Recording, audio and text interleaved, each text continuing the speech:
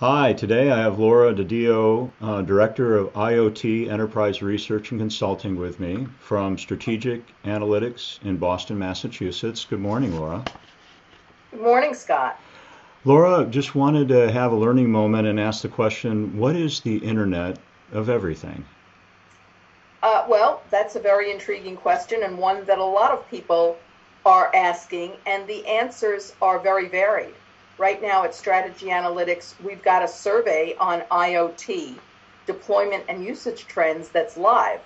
And a lot of the people who are responding, and we have about 300 respondents worldwide so far from among the technical cognoscenti, and they're asking, what is IoT? Never heard of it. What does it do? We're confused. Not everybody, but quite simply, we live in a world where many of the devices we have are cell phones, okay, our thermostats in our homes are interconnected. So, for example, right now, we have almost all of us have our cell phones where we get our email. They might be connected to strategic applications, etc.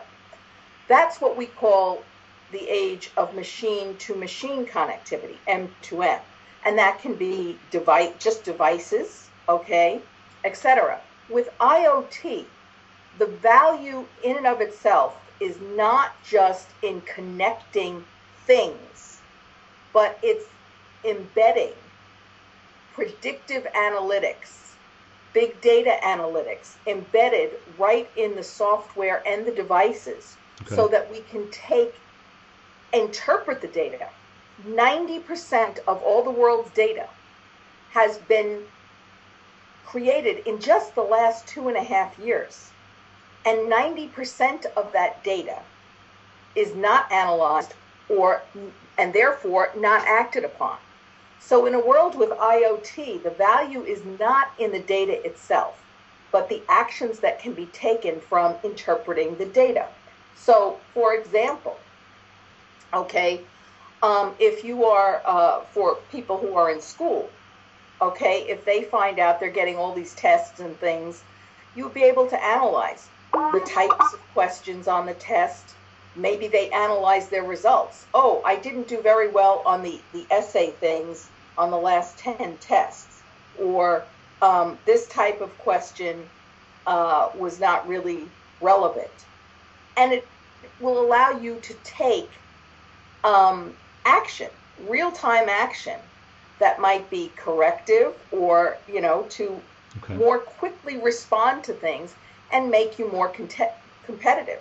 And we're seeing elements of that right now. But this generation of students, they're the first digital natives, as we call them. Okay. They don't remember a world without the internet, without mobile phones, without Instagram, without Snapchat, excuse me. Within the next 20 years, we're moving on to the next phase with IoT. And that is, it's going to be able to give them interpretive things. We're starting to see the seminal beginnings of that right now. So, example, if you have Fitbit, some of the wearable devices, it will tell you, oh, here's how many steps you took today, over what terrain, etc. And it will allow you to analyze things like your health. You have some of those dashboard things right now on mobile phones, but it's going to tell you, hey, your heart rate went up at this much when you did this activity, or you didn't benefit as much from this. So, and then it will predict, here's what you have to do to get to this goal.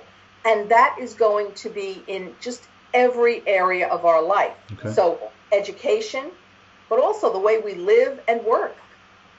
So really, the Internet of Everything has an impact for students, parents, teachers, and business executives. It seems like it's across the board in terms of how it's going to be impacting all of our lives. So is there one tidbit in terms of wanting to learn more about the Internet of Everything and how would it impact you and why you should learn more about it? Is there a place to go, definitive, besides taking your survey?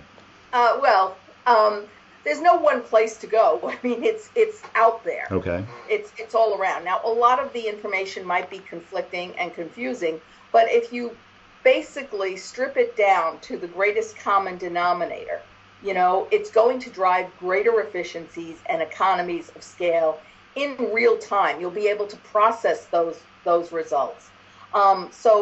And the idea is it's going to empower you, okay.